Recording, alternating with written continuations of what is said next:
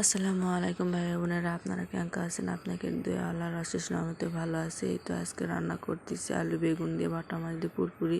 রান্না করতে করতে আপনার সাথে কিছু কথা শেয়ার করি। আপনারা তো জানেনই যে আমরা এই বাড়িটা ছেড়ে দেবো। আমাদের কাছে 1 মাস সময় দিয়েছিল, সেই 1 মাসের শেষ পর্যায়ে তা আমরা একটা গ্রামের ভিতর বাড়ি দেখে নিয়ে সেখানে আমরা পরিষ্কার করেও রেখে আসছি আজকে। কিন্তু একটা পরিষ্কার করতে যে একটা প্রবলেম ফেস করতেছি, বুঝতে পারতেছি না কী করবো আর কী করবো না। আপনারা তো জানেনই যে আমার শ্বশুর বাড়ি থেকে আপনাদের ভাইয়ার সাথে সামান্য কিছু কথা কাটাকাটির জন্য, এক সংসারে থাকলে অনেক কিছুই হয়, সেখান থেকে আমরা চলে এসেছি, এসে ভাড়া নিয়ে আসি আমার 2টা মেয়েকে নিয়ে। সেখানে আমরা বাড়ি মানে শ্বশুরবাড়ির পাশে ওই বাড়িটা, এই জন্য আমরা ওখানে পরিষ্কার করতে গিয়েছিলাম। অনেকে বলতেছে যে ওখানে কেন থাকবা, শ্বশুরবাড়িতে ওঠো, শ্বশুরবাড়িতে থাকো, মানুষ খারাপ বলবে।